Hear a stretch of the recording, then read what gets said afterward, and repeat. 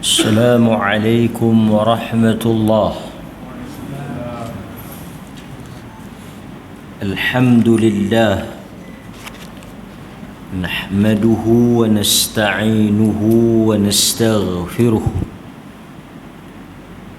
ونعوذ بالله من شرور أنفسنا ومن سيئات أعمالنا. من يهده الله فلا مضل له ومن يضلله فلا هادي له. أشهد أن لا إله إلا الله وحده لا شريك له وأشهد أن محمدا عبده ورسوله. أما بعد. Hadirin mukminin, tuan-tuan muslimin muslimat yang dirahmati oleh Allah Subhanahu wa taala, kita bersyukur kepada Allah Subhanahu wa taala dengan izin dan pertolongannya kita dapat mengadakan kuliah pada malam ini. Mudah-mudahan tuan-tuan mendapat manfaat daripada apa yang akan kita kongsikan daripada hadis Nabi sallallahu alaihi wasallam. Hadis yang kita pilih pada malam ini ialah hadis yang diriwayatkan oleh Imam Muslim daripada Jabir radhiyallahu an.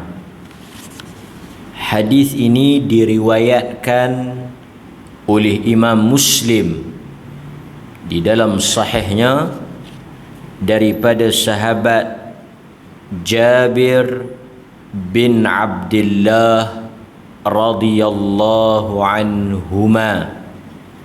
Allah redha dia dan ayahnya. Kata dia,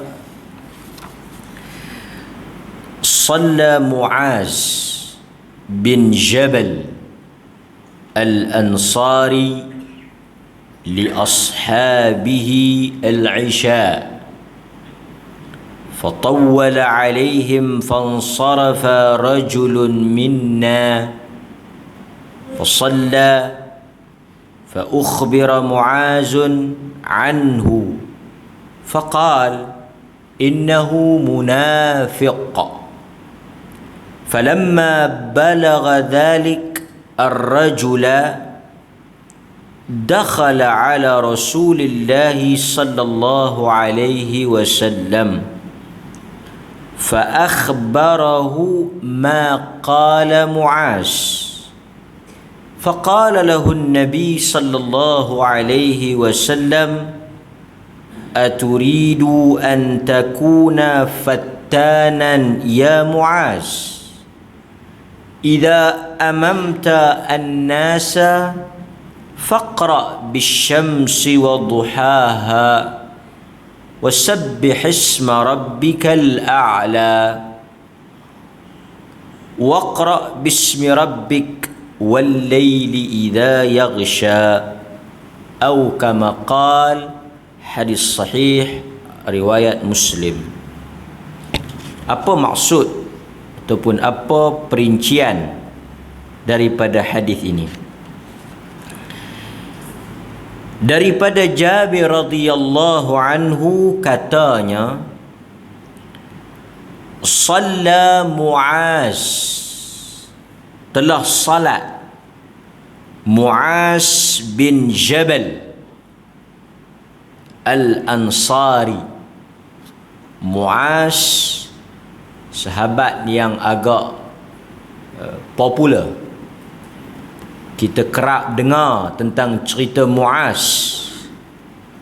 dan ramai juga di kalangan kita menamakan anak-anak mereka dengan nama Muaz. Muaz ni nama sahabat bin Jabal Dia terkenal antaranya dipilih oleh Nabi sallallahu alaihi wasallam sebagai wakil untuk dihantar ke Yaman. Jadi Muaz ni dia masyhur, cerita dia pergi Yaman. Ada riwayat yang mana bila Nabi nak hantar dia pergi Yaman, Nabi tanya kepada Muaz, bima tahkum ya Muaz? Dia ni nak jadi wakil, utusan Nabi untuk berdakwah kepada orang Yaman. Jadi nak jadi wakil Nabi ni bukan sebarangan orang lah. Mesti orang tersebut orang yang terpilih, yang ada kualiti, nak jadi utusan wakil ni. Sebab dia menggambarkan Nabi tu, sebab dia wakil Nabi. Sebab itu kalau kita tengok Nabi sallallahu alaihi wasallam bila dia nak hantar perwakilan ni, dia akan tengok orang yang ada credibility dan ada rupa lah sikit, kan? Makna orang smart, orang yang ada haibah, ada tengok pun ada gaya. Ni pergi hantar, tengok siapa tah, kan? Ini Nabi dia pilih. Antara sahabat yang dipilih oleh Nabi ni Muaz lah. Nabi kata, innaka sata'ati qauman ahlal kitab. Nabi kata kepada Muaz, innaka sata'ati qauman ahlal kitab. Sesungguhnya engkau wahai Muaz akan pergi ke Yaman menghadapi suatu kelompok manusia daripada kalangan ahli kitab. Maknanya orang yang ada ilmu. Kemudian Nabi pesan kepada dia, fad'uhum ila an tashhada an la ilaha illallah fa in ata'uhum lidzalik fa'alimhum anna Allah qad iftarada alaihim khamsa salawat ila akhiril hadis. Pertama sekali Muaz, bila kau sampai ke Yaman, kau hendaklah mengajak dan menyeru mereka untuk mentauhidkan Allah. Nabi pesan kepada Muaz, kau mulakan dengan tauhid, perbetulkan akidah, mantapkan iman. Setelah mereka itu menerima syahadah, masuk ke dalam Islam, kau ajar mereka salat. Fa'alimhum anna Allah qad iftarada alaihim khamsa salawat. Barulah engkau ajar kepada mereka, kata Nabi, Allah mewajibkan salat 5 waktu. Jadi kita tuan-tuan ambil faedah daripada hadis tadi ni, tekankan dalam soal pendidikan anak-anak kita ni tauhid, akidah, soal iman. Sebab itu apa pun kita nak mulakan sebelum mengajar apa-apa pada masyarakat, terutama keluarga kita, iman. Sebab Nabi pesan kepada Muaz, mula dengan iman. Selepas daripada itu, ajar salat. Jadi kita ada dia panggil marhalah, ada dia punya susunan dia. Terang pada anak cucu kita tentang mengenal Allah. Terang pada anak cucu kita tentang tauhid, Tidak takut hanya selain kepada Allah sahaja. Bagi kuat sungguh. Kan? InsyaAllah di mana sahaja mereka duduk, mereka akan selamat. Kita tak payah takut ayat apa? Holy water. Orang takut kan? Takut anak tak boleh mengucap, takut tengok lambang Kristian, takut tengok gereja, takut macam-macam takut lah kan. Sebenarnya unsur luaran ni dia tak memberi kesan sangat pada anak-anak kita ni kalau dalamannya kuat. Dalaman yang saya maksudkan itu iman. Pasak betul-betul dalam diri anak kita tu iman. Nanti bila dia pergi mana-mana tuan-tuan, dia jadi seperti ikan di laut. Walaupun lautan itu masin, lautan itu dipenuhi dengan garam, tetapi ikan itu tidak masin. Ikan termenum yang tuan-tuan beli tu duduk dalam air laut. Air laut dah masin dah. Tapi naik ke darat kena boh garamnya. Yang ni yang kita nak. Dia tidak mudah terpengaruh. Dia tidak mudah dimasuki oleh unsur yang buruk. Dia ada apa yang kita sebut dengan jati diri. Orang Islam ni jati diri dia iman lah. Dia pergi mana pun tuan-tuan, kita hantar dia belajar mana pun, bila masuk waktu dia teringat nak salat. Dia sambung belajar di luar negara pun, di tempat orang bukan Islam pun, dia boleh kontrol diri dia. Dia boleh kawal diri dia. Dia tak berlaku kejutan budaya. Sebab asuhan iman yang kukuh. Yang ni pentinglah dalam kehidupan kita. Lepas tu Nabi suruh dia ajak salat. Itu cerita Muaz.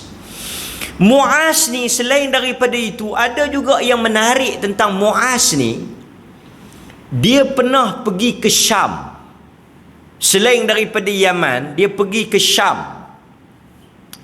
Syam ni kalau tuan-tuan tengok, dia Jordan, Palestin, Syria. Yang ni kita panggil bumi Syam, Ardus Syam. Dia pernah pergi ke Syam. Dia tengok satu budaya orang Syam, orang Kristian, orang bukan Islam di Syam tu.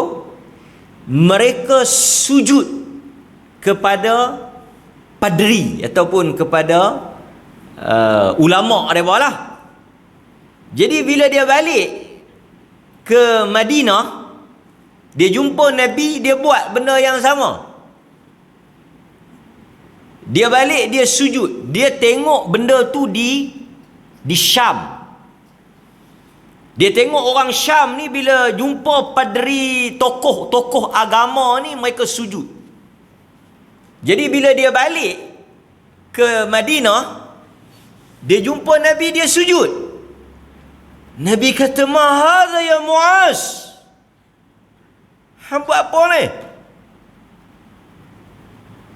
Nabi kata, "Hang buat apa ni Muaz? Sujud apa ni kat aku ni?" Nabi tak bagi. Nabi larang. Kemudian Muaz kata, dia tengok di Syam, orang-orang Syam buat macam ni kepada tokoh agama mereka, tok guru mereka lah. Kan? Padri dia, orang ulama dia sujud. Nabi kita tak boleh, kita orang Islam tak buat perangai ni. Nampak tuan? Nabi kata, "Ma hadha ya Muaz? Hang buat perangai kelaku apa ni?" Sebab Islam kita diajar tunduk dan sujud hanya kepada Allah. Hatta kepada Nabi pun Nabi tak bagi. Sebab itu kita macam selalu saya sebut, dan banyak kali juga saya sebut, kita hormat guru-guru kita, kita hormat ulama kita. Kita hormat ustaz-ustaz kita, tuan-tuan guru kita, tuan-tuan syekh kita, tapi tidak melampau. Tidak ghulu. Tidak ghulu. Sehingga kadang-kadang mengangkat kedudukan guru itu setanding dengan Nabi. Ini tak ada dalam ajaran kita. Dalam ajaran ahli sunnah tak ada. Tak ada benda-benda yang melampau ni. Yang minum air liuk tok guru, cium, sujud ke kaki ni ajaran ahlul punah wal ranah. Dia bukan ahli sunnah. Ahli sunnah tak ada. Ahli sunnah salam biasa sudah. Assalamualaikum ustaz. Waalaikumsalam. Assalamualaikum tuan guru. Waalaikumsalam. Sudah. Jabat tangan. Sudah. Tak ada nak cium-cium tangan, cium-cium kaki, sapu badan semua ni tak ada. Yang ni melampau. Nabi marah kepada Muaz bila dia buat kelakuan, dia tiru perangai orang Syam tadi. Itu apa yang berlaku. Dan Muaz ni Nabi sayang dekat dia. Dalam banyak riwayat Nabi sayang dekat dia. Antaranya apa? Tuan-tuan biasa baca tak lepas sembahyang? Kadang-kadang kita baca tapi kita tak tahu yang tu sebenarnya buah Muaz. Selepas daripada salat, tuan-tuan baca tak? Sunnah. Apa dia tuan-tuan baca lepas sembahyang?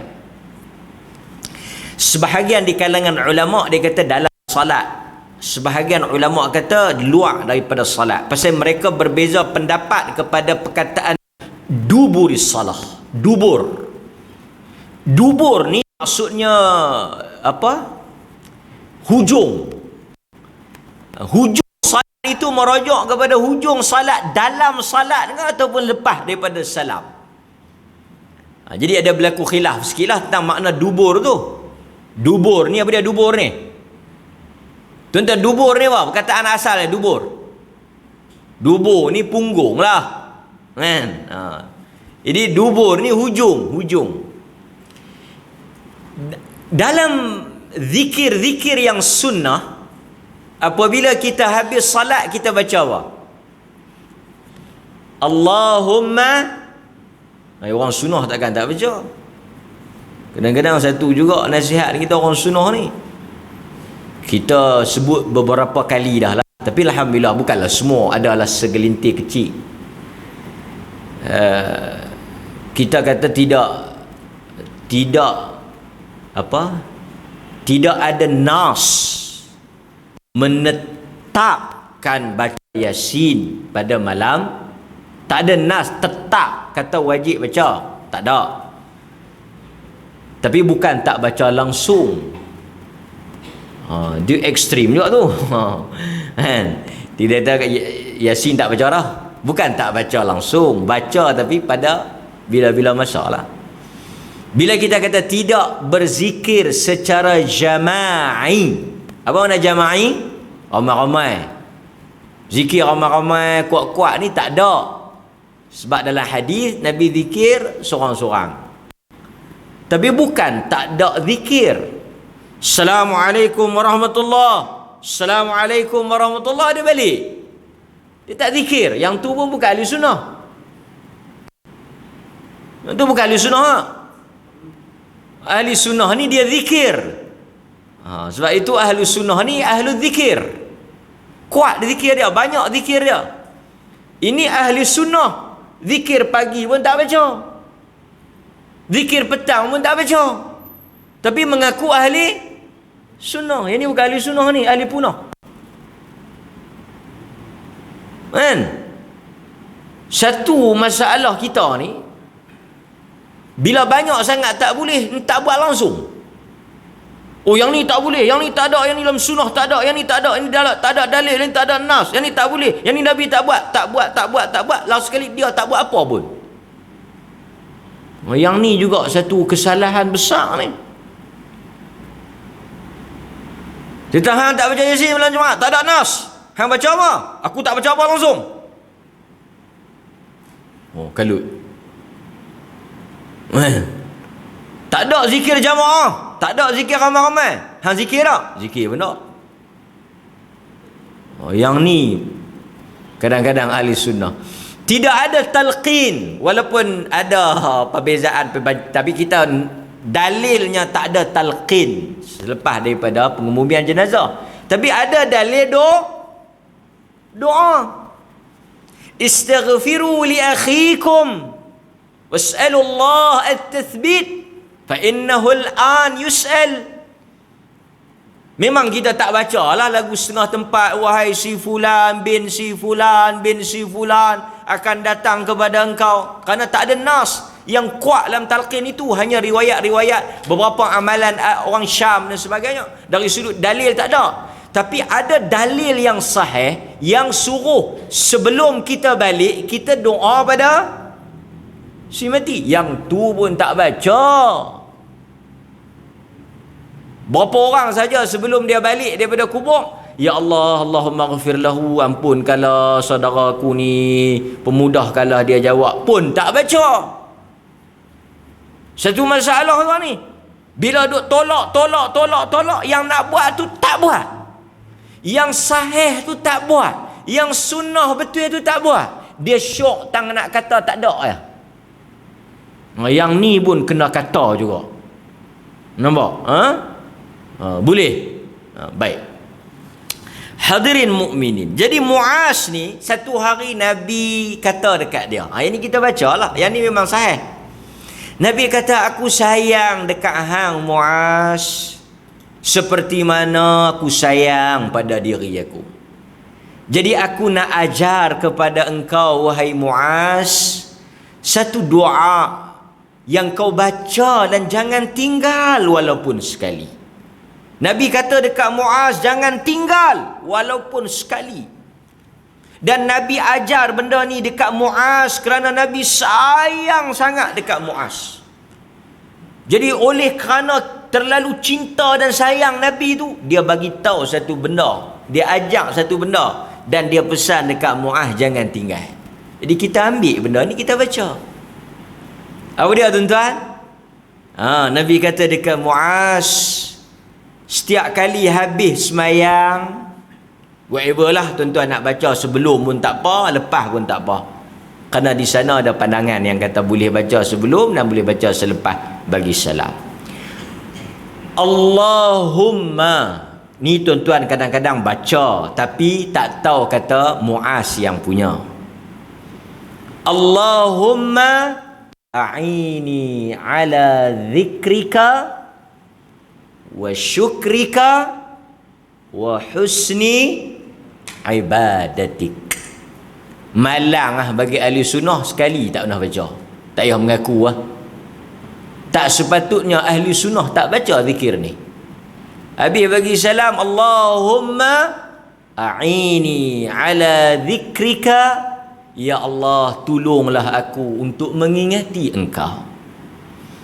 Allahumma a'ini ala dhikrika wa syukrika, tolonglah aku ya Allah, bantulah aku untuk mengingati engkau, untuk aku bersyukur di atas nikmat yang kau berikan. Kerana kita tak mampu bersyukur melainkan dengan pertolongan Allah. Wa husni ibadatik, dan perelokkanlah ibadah aku. Pendek Allahumma a'ini ala dhikrika wa syukrika wa husni ibadatik. Yang ni kita baca lepas daripada kita selesai salat. Kan? Yang tu siapa yang ajak tu? Nabi. Dia ajak dekat siapa? Dia ajak dekat Muaz bin Jabal.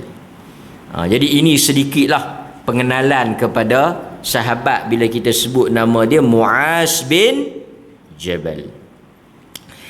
Ceritanya Muaz bin Jabal ni dia jadi imam pada orang-orang kampung dia, li ashabihi, untuk saudara-saudara dia sembahyang Isya. Kita juga belajar daripada Muaz ni, dia pernah salat dengan Nabi, lepas tu dia balik, dia pergi sembahyang sekali lagi. Ini juga berkait dengan Muaz. Kan? Dia pernah semayang dah dengan Nabi, lepas tu dia balik, dia pergi semayang pula dengan kaum dia. 2 kali dia semayang. Jadi para ulama kata berdasarkan kepada perbuatan Muaz, bolehnya seseorang mengulangi salat fardu dengan sebab. Tuan-tuan nak semayang 2 kali fardu, boleh tak? Boleh, dengan sebab. Umpamanya tuan-tuan dah semayang balik daripada Kuala Lumpur, tuan-tuan singgah salat jamak qasar di Penang ke, di mana ke, masuk waktu zuhur, tuan-tuan berhenti semayang. Tuan-tuan semayang zuhur 2 rakaat, tuan-tuan buat asar 2 rakaat. Selesai, jamak takdim qasar. Balik mari sampai ke Perlis, orang baru azan asar. Baru masuk waktu asar. Kan? Dialah Penang dengan Perlis lebih kurang dalam 2 jam lebih je. Sampai-sampai orang azan asar. Kita ada 2 pilihan. Satu, kita tak payah semayang dah. Pasal kita tak ada semayang. Kita boleh balik lena ke, buat kerja lain ke apa ke, kemas barang ke apa ke, pasal kita dah semayang lah tadi di Penang. Dah jamak dah. Atau barangkali mungkin lama tuan-tuan tak pergi masjid, rindu nak pergi masjid, boleh tak nak pergi semayang pula asar? Tapi dah semayang dah tadi, boleh untuk tuan-tuan ulang kali yang kedua secara jamaah di masjid. Bahkan ada hadis Nabi tegur sahabat yang tak semayang. Habis daripada semayang, Nabi beralih tengok ada orang di belakang.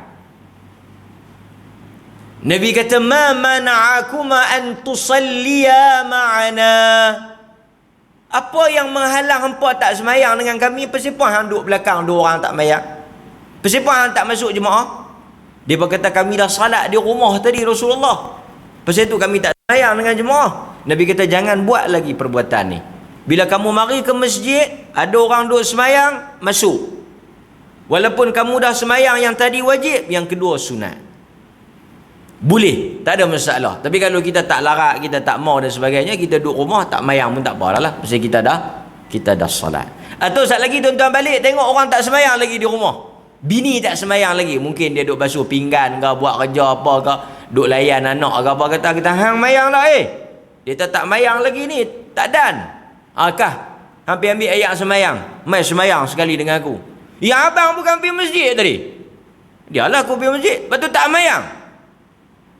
Tu apa ni, ustaz tu ceramah panjang, aku cemui, aku betuang balik lu, aku belah balik lu, aku tak mayang. Tak, dia semayang lah kan, dia semayang, dia balik. Dia tak abang tak mayang, aku mayang dah. Tu nak mayang lain apa? Boleh. Kan, dia bini dia tak main masjid, tak main kelas, jadi tak tahu. Dia main dengar, dia balik, dia ajak lah, boleh. Aku jadi sunat, hang jadi wajib. Kan. Baik.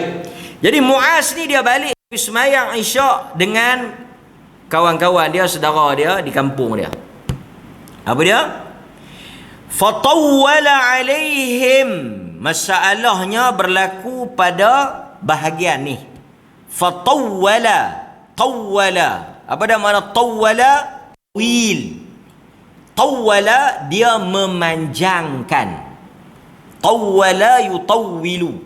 Dia memanjangkan.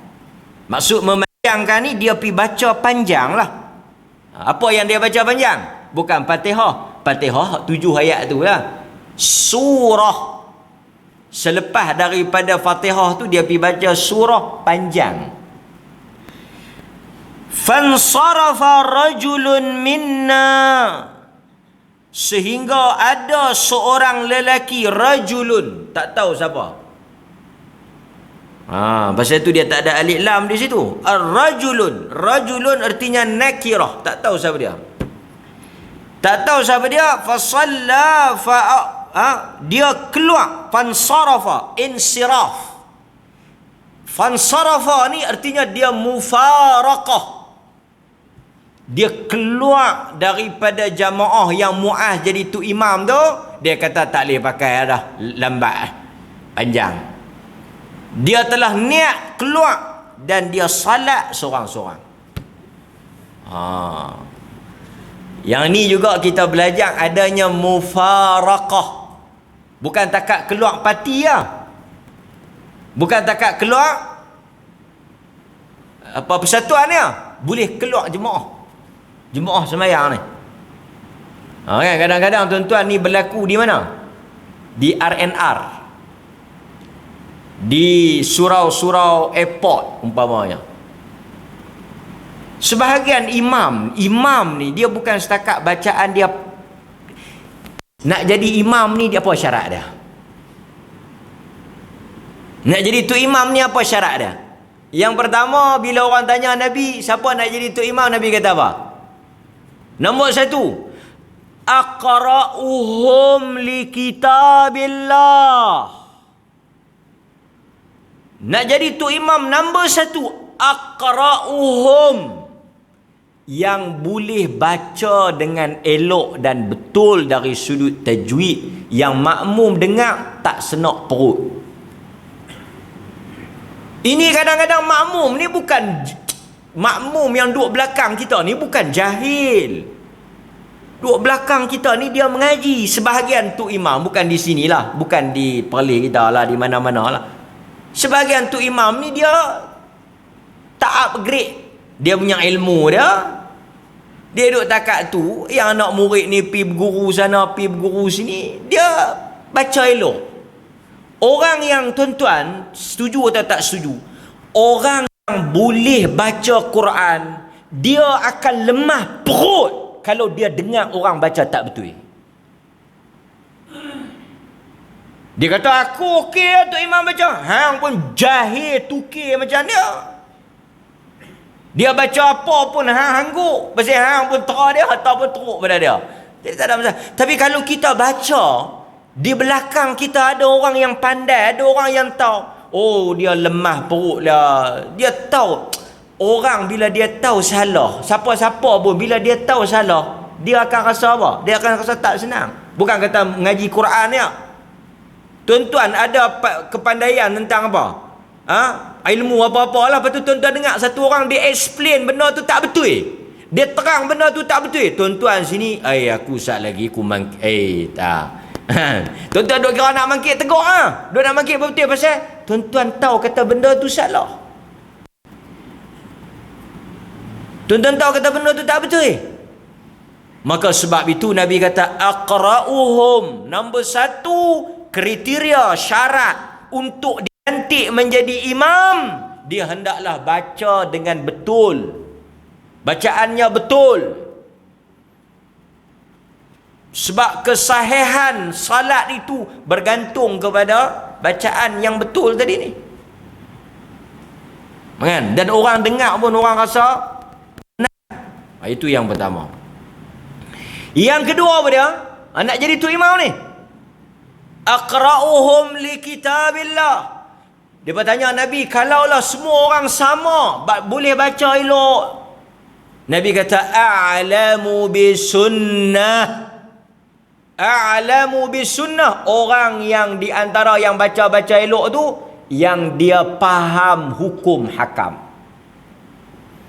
Jadi nak jadi imam bukan sahaja bacaannya mesti betul, dia juga mesti pandai ahkam. Hukum hakam terutamanya berkaitan dengan semayang. Sat lagi kalau silap nak sujud sahwi ke tak? Kalau tersilap bangkit pada tahiyat awal, nak kena patah balik duduk ke nak terus bangkit? Kalau tertambah rakaat kelima, nak terus perhabis ke nak kena duduk terus? Dia kena tahu. Jangan dia jadi gelabah bewok.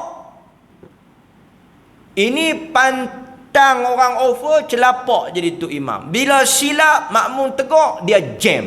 Dia tak tahu nak buat apa. Lah kali dia sambat mikrofon, dah mayang lain lah. Dia buah dia ya, mayang lain. Tu pun satu. Dia kena faqih. Di antara tanda faqih apa dia? Dia kena, bila dia jadi imam, dia kena ambil reti soal makmum. Soal makmum. Apa dia makmum ni? Nabi SAW ni macam Mu'ah ni dia baca panjang. Nabi SAW sebut, ni yang nak jadi tu imam.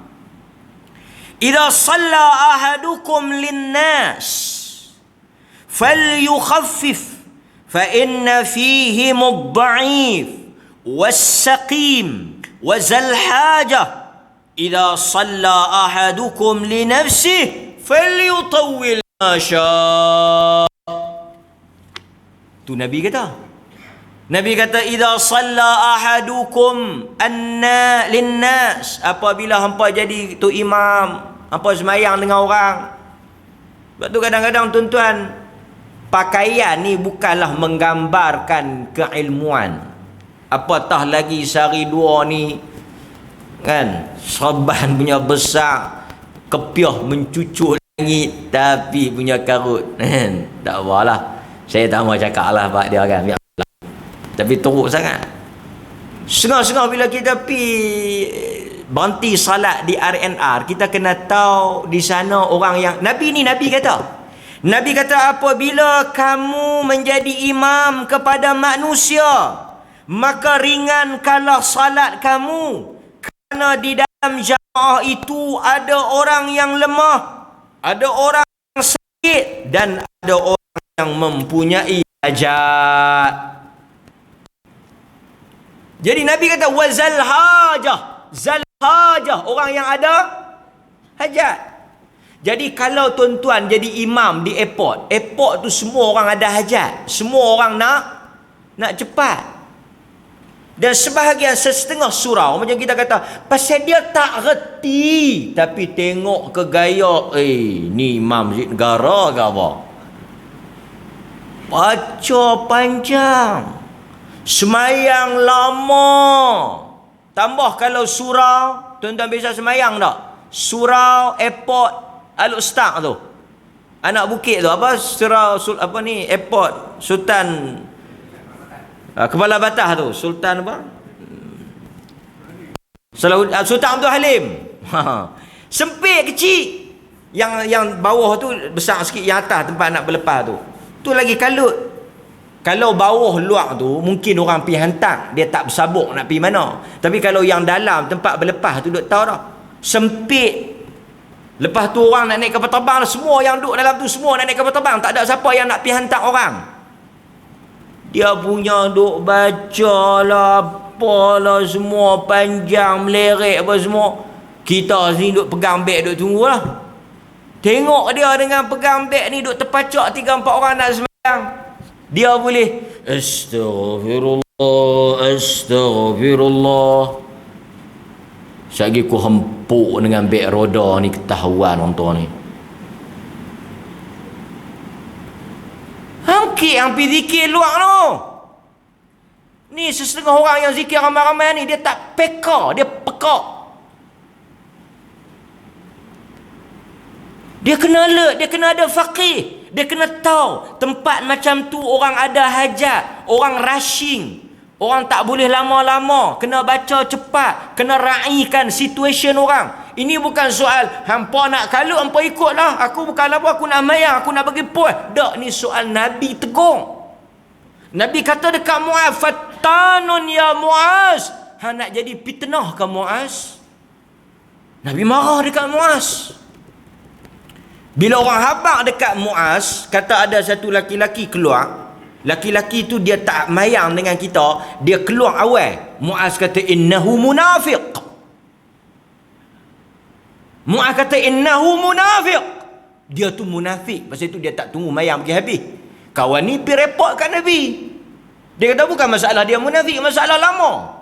Masalah panjang sangat semayang tu, aku tak boleh tahan. Nabi bukan marah dekat dia. Tengok, kita kadang-kadang tuan salah penilaian.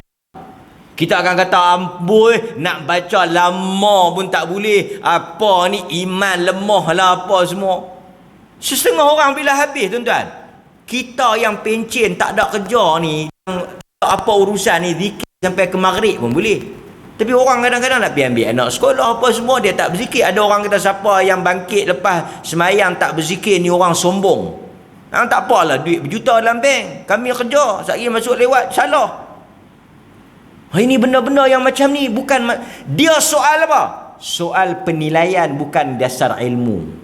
So pasal itu kita nak tengok ilmu tuan, bukan kita tengok penampilan, bukan kita tengok apa dia ilmu tu. So Nabi kata dekat dia, Nabi tak marah orang yang keluar tadi. Nabi tak kata hang boleh keh sangat, tunggulah sat, bukan selalu dak. Nabi panggil Muaz, Nabi kata afattanun ya Muaz, adakah hang nak menjadi fitnah? Nabi buh tu. Adakah hang nak menyebabkan orang lari daripada agama? Nabi kata kalau kau jadi imam, bacalah sabbihisma rabbikal a'la wasyamsi wa duhaha sabbihisma rabbikal a'la wal laili idza yaghsha. Cukup. Nampak? So isunya apa? Bukan sehari saya akan terang bacaan ni. Sekali lagi tuan-tuan, tu Imam inna a'tayna pun demam buat kita ni. Dia kata lepas malam Khamis tu imam masjid kami inna a'tayna qul huwallah. Pasal apa? Pasal takut jadi Muaz. Nanti dulu saya baru baca ni, belum syarah lagi. Ni kita baru terjemah, belum syarah lagi. Baru terjemah hadis ni, bukan syarah lagi ni, baru terjemahan, translate baru. Tadi saya baca Arab, lepas tu terjemah bahasa Melayu, lepas tu baru syarah dak lagi ni. Kan? Baru kita terjemah. Jadi Nabi SAW kata kau bacalah wasyamsi wa duhaha sabbihisma rabbikal a'la atau iqra bismi rabbikal ladzi khalaq surah al-alaq ataupun wal laili idza yaghsha. Nampak? Mari kita tengok apa kata para ulama dalam hal ini. Nampak? Al-Imam An-Nawawi rahimahullah. Dan demikian juga tapi Nabi kata apa? Cantik. Nabi kata dalam hadis tadi, Nabi kata kalau hampa semayang seorang-seorang, kalau kita semayang seorang-seorang, falyutawwil ma syaa, hampa perpanjanglah, ikutlah suka. Nampak? Jadi dalam hadis ni ulama kata apa? Antaranya Al-Imam An-Nawawi rahimahullahu taala, dia kata apa? Hadis ini menunjukkan bahawa seseorang yang menjadi imam hendaklah meringankan salat dan tidak memanjangkan salat. Apatah lagi jika dia mengetahui sebahagian daripada makmum itu tidak suka salat dilakukan dengan panjang. Nawawi kata kalau dia tahu jemaah jenis tak suka, dia hendaklah meraihkan jemaah. Nampak? Itu dalam hadis yang kita baca tadi. Bahkan kata Al-Imam An-Nawawi rahimahullah, hadis yang Nabi kata hampa kena ambil tahu orang yang di belakang setengah-setengah tu imam hari Jumaat. Hari Jumaat khutbah kadang-kadang panjang sikit. Dan dia tengok yang duduk depan dia macam ngulang ni saya tak tahulah, tapi kalau masjid belah kangak dia akan tengok orang pakai tie. Orang pakai tie ni tuan-tuan pakai tie ke pergi masjid? Mana pakai tie pergi masjid? Kan? Mana nak pakai tie pergi masjid? Buat pencen. Esok Jumaat, hari Jumaat nanti mengulang semua pakai tie. Oi, awak ambo ni style orang ngulang dah. Artinya bila kita tengok Masjid Alwi umpamanya, Masjid Putra, orang yang pergi semayang di situ kebanyakannya orang yang bekerja. Macam mana kita tahu dia kerja? Dia pakai tie. Jadi bila dia kerja, dia terikat dengan masa. Jadi tu imam kena peka. Tu imam jangan baca lama-lama. Sat lagi mereka nak balik, mungkin ada yang tak makan lagi. Sat lagi nak masuk balik office. Dah zuhur kadang-kadang lewat. Dia drag pergi ke khutbah. So benda macam ni memerlukan imam. Dia tak kira saya kena baca bagi habis, baca bagi panjang, saya kena buat lagu ni. Setengah pecah peluh jemaah. Dan kadang-kadang setengah tempat dia tahu masjid tu sempit, orang semayang sampai luar. Dia dalam aircon, dah aircon, kipas pula kot depan. Tak apa nak baca panjang. Yang kawan duduk tengah batas hangat pecah peluh tu. Jadi imam-imam kadang-kadang dia tak jejak di bumi yang nyata. Dia seolah-olah berada di awang-awangan. Dia tak tengok siapa yang duduk depan dia. Dia tak meraihkan jamaah. Ini bercanggah dengan sunnah. Nampak? Ini satu benda. Pasal itu kata Al-Imam An-Nawawi rahimahullahu ta'ala, Hadis-hadis yang berkaitan dengan bab ini menunjukkan bahawa Nabi sallallahu alaihi wasallam, ni kata Al-Imam Nawawi. Al-Imam Nawawi kata dalil-dalil yang kita baca termasuk hadis-hadis yang kita baca tadi menunjukkan Nabi menunaikan salat berbeza-beza kadar panjang dan pendek. Kadar panjang dan pendek itu ialah bergantung kepada keadaan orang ramai. Nampak? Tu Nawawi kata. Bergantung kepada keadaan orang ramai. Jadi kalau tempat-tempat yang kita tahu orang macam RNR, depa nak pendek, depa nak cepat ke depa nak lambat? Setengah tu naik bas. Setengah tu nak pergi berjalan lagi, jauh lagi. Kan? Amboi dia dan di kampung 2-3 kali dah minta pejabat agama reject. Hari tu berhenti di gurun, tolak boleh ke dia? Amboi dia pun. Maghrib di gurun. Baca apa? Boh alik lamin. Puas hati. Lah kali kawan yang jadi makmum tu tak ada mengaji bab mufarakah. Bah mufarakah pada dia. Keluar mai duk tercengok. Kan? Azan dulu tuan-tuan, sekali lagi saya publish sikit apa yang dimaksudkan dengan panjang dan pendek berdasarkan pada keadaan manusia. Wallahu ta'ala a'lam. Allahu Akbar. Allahu Akbar. Allahu Akbar. Allahu Akbar.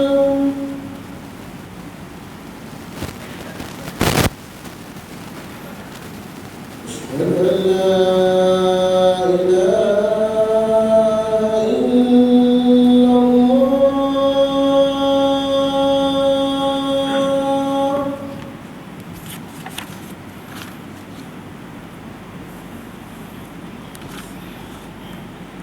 Asyhadu an la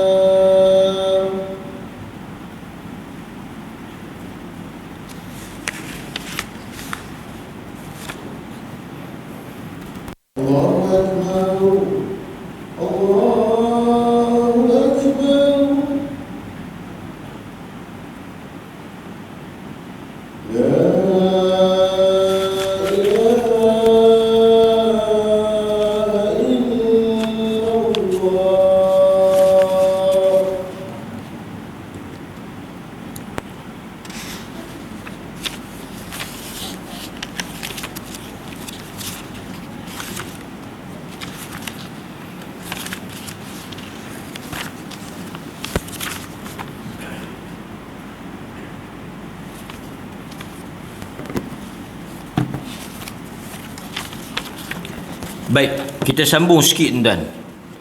Untuk kita nak jelaskan petunjuk. Yang ni kita sampai kepada bahagian panduan atau petunjuk sunnah Nabi sallallahu alaihi wasallam di dalam memilih kadar bacaan pada setiap salat. So kita tak boleh nak ikut suka, dia ada kadar dia. So macam mana Nabi tentukan kadar bacaan itu ada di dalam hadis-hadis Nabi sallallahu alaihi wasallam yang saya akan ringkaskan nanti insya-Allah. Cuma saya nak sambung apa yang Imam Nawawi kata tadi. Kata beliau, jika makmum mengkehendaki dipanjangkan bacaan mereka, dipanjangkan bacaan itu, dan mereka tidak mempunyai sebarang tuntutan atau halangan, maka baginda akan memanjangkan bacaan. Yang ni maksudnya, kalau imam tu dia tahu jamaah di situ semua okey, tak ada masalah, semua mampu, tak ada komplain, maka dia boleh memanjangkan bacaan tersebut. Kan? Dan jika sebaliknya, maksudnya kalaulah di situ jamaah tu ada hajat, jamaah itu mungkin tak mampu nak lama-lama, orang tua sakit lutut, sakit pinggang, sakit segala sakit, kan? Mereka tak boleh nak pi lebih pada berapa ayat dah. Maka kata Al-Imam Nawawi, berdasarkan pada petunjuk Nabi, dipendekkan. Bahkan ada kes Nabi sallallahu alaihi wasallam menjadi imam, baginda menghentikan bacaan dan terus rokok apabila mendengar tangisan bayi. Nampak? Kerana dia dengar ada budak baby menangis, dia terus rokok, dia tak sambung baca. Kemudian dalam hadis tu kata, Nabi kata, aku berhasrat untuk baca panjang, tapi aku dengar ada baby menangis, aku bimbang ibu kepada bayi tersebut terganggu. Kan, dalam salat sat lagi kalau Nabi baca panjang, mak dia mesti tak akan khusyuk, pasal dia teringat baby tu menangis. Nampak? Sebab tu saya kadang-kadang saya bagi tahu dekat setengah pengasuh ni, kalau dia mengasuh baby, dia nak semayang, dia mungkin boleh letak dalam buayan, dalam duit tu, dia letak dalam duit tu, dia semayang tepi duit tu. Kalau gamak budak tu bergerak nak bangkit, dia boleh tangguk, dia bolehlah goncang sikit. Itu tidak membatalkan, tapi jangan duk acan pula, kan? Jangan duk acan. Kita dalam semayang ni banyak benda kita boleh buat, tapi kita tak buat. Ada hadis Aisyah buka pintu, Nabi buka pintu untuk Aisyah. Aisyah balik, Nabi buka pintu, tapi Aisyah kata masa tu Nabi salat menghadap kiblat. Maksudnya kalau kita tahu saat lagi anak kita ke bini kita ke laki kita ke nak balik, dia tak bawa kunci, kan? Kita nak semayang, tak lagi nak habis waktu kalut dan sebagainya, kita semayang tepi pintu. Tak lagi dia ketuk, kita yang nak semayang ni bukan berhenti semayang, kita suar tangan, tarik pintu, tolak pintu. Lepas tu kita sambung semayang, tak ada masalah. Semayang dekat dengan pintu lah, janganlah bilik. Ni semayang dalam bilik duk berjalan pula mai, buka pintu. Kan? Benda-benda sikit macam tu okey. Bahkan ada riwayat-riwayat, insya-Allah kalau sempat kita baca dalam kuliah-kuliah akan datang, bagaimana orang-orang luar daripada salat berinteraksi dengan orang yang dalam semayang.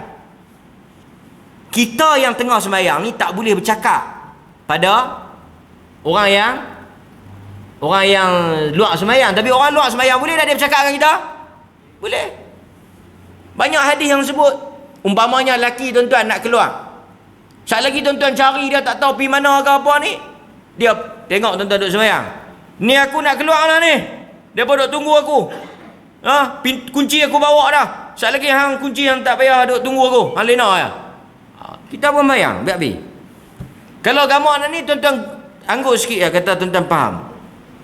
Okey. Jangan buat itu lah. Boleh lah, tak batal pun. Kan?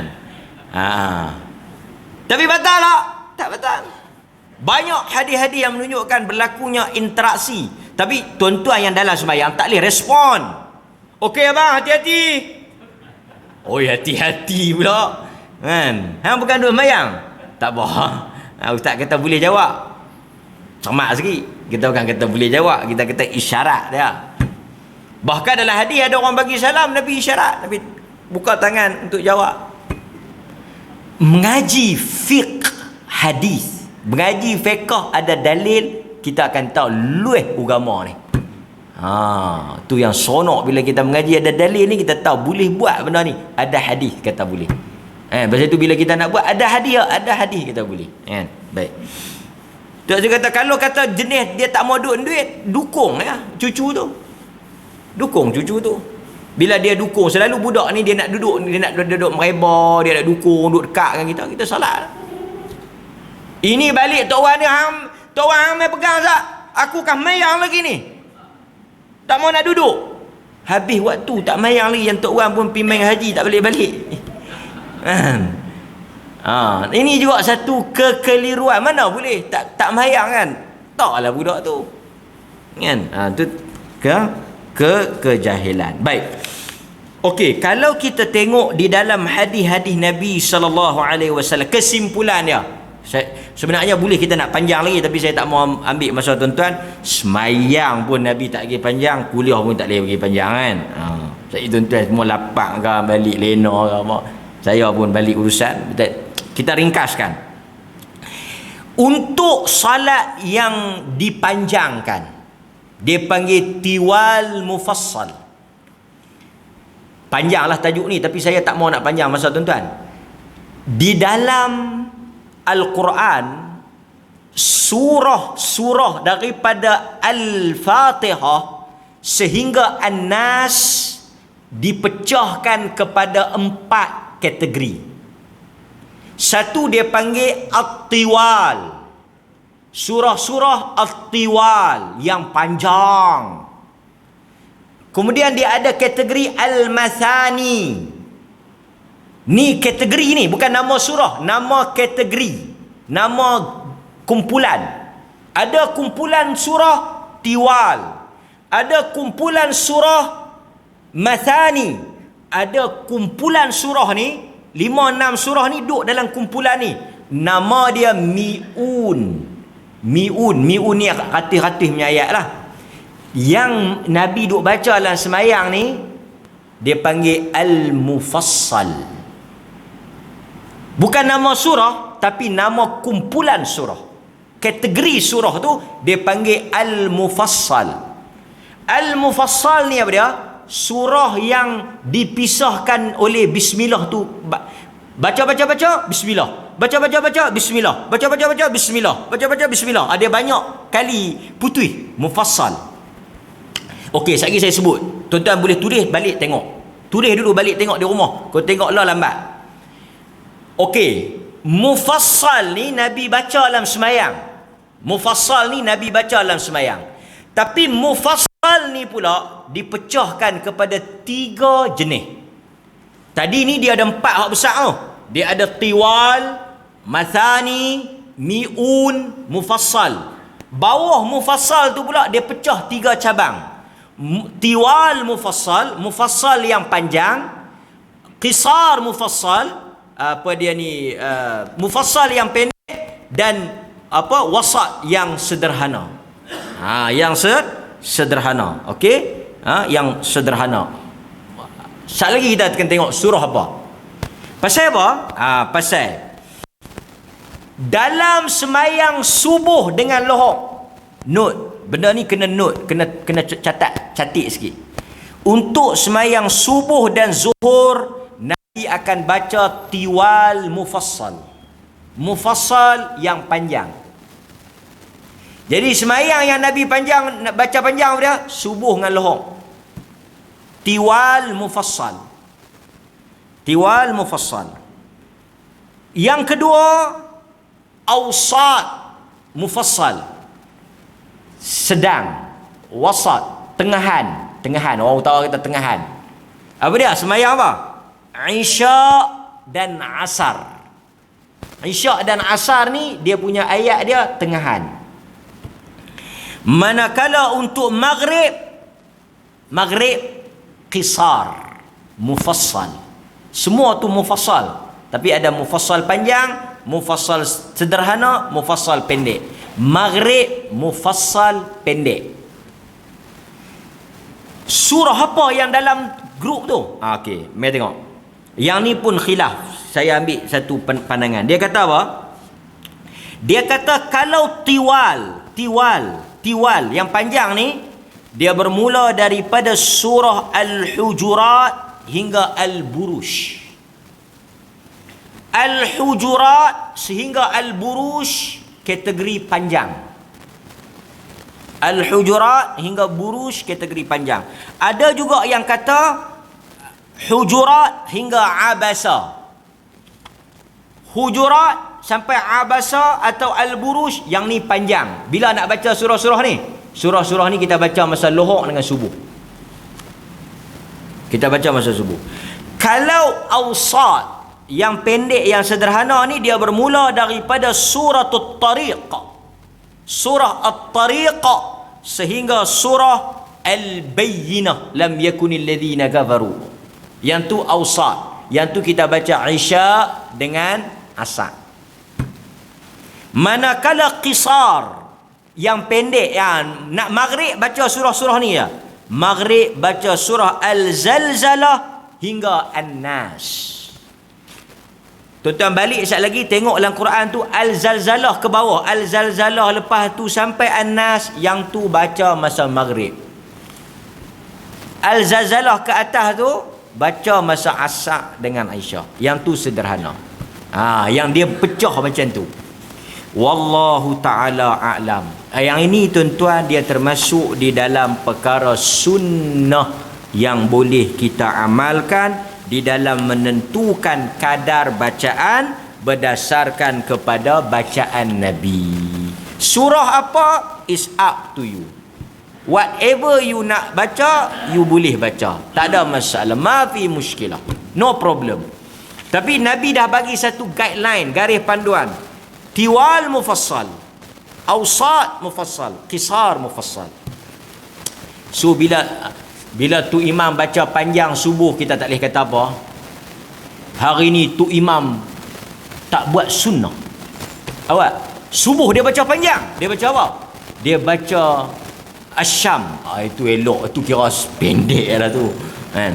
Nampak? Jadi hadirin mukminin, imam-imam kena menambahkan ilmu, kena menambahkan hafalan, kena memperbetulkan bacaan. Makmum pun kena sama, upgrade ilmu, tambah bacaan, tambah hafalan, supaya kita salat dengan kualiti, bukan salat sekadar nak melepaskan kewajipan. Itu sahaja apa yang boleh kita kongsi dalam hadis Muaz bin Jabal. Mudah-mudahan dia memberikan pedoman, panduan dan juga tauladan kepada kita dalam mengikuti dan mencontohi sunnah Nabi kita, Nabi besar Muhammad sallallahu alaihi wasallam. Saya akhiri dengan aqulu ma sami'tum astaghfirullahal azim li wa lakum wa billahi taufiq wal hidayah. Wassalamu alaikum warahmatullahi wabarakatuh.